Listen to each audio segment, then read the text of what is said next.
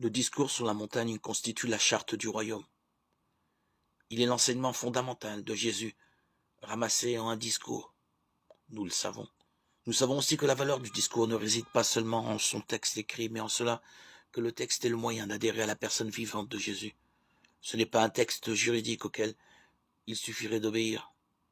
C'est le moyen d'une relation de personne à personne entre un homme et Jésus. Le discours est la charte du royaume, du fait qu'il est la clé du dialogue avec Jésus et de notre incorporation à lui. Une charte doit se définir en termes simples, accessibles à tous.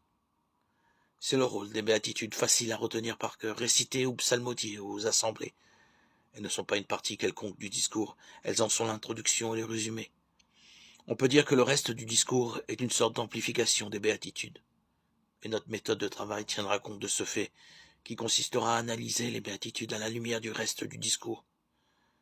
En retour, les béatitudes contiennent tout le discours en un condensé remarquable. Elles ont sans doute besoin d'être commentées. Mais pour qui connaît la totalité du discours, les seules béatitudes lui permettent de se souvenir de tout le discours. Les béatitudes elles-mêmes, au nombre de 9, se résolvent à 3 qui résument toutes les autres.